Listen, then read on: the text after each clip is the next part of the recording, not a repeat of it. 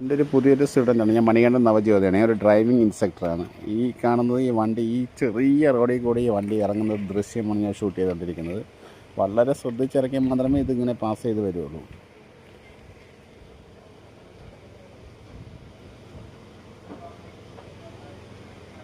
കാരണം ഒരു സൈഡ് അങ്ങോട്ടും ഇങ്ങോട്ടും ആയിക്കഴിഞ്ഞ് വണ്ടി തട്ടും.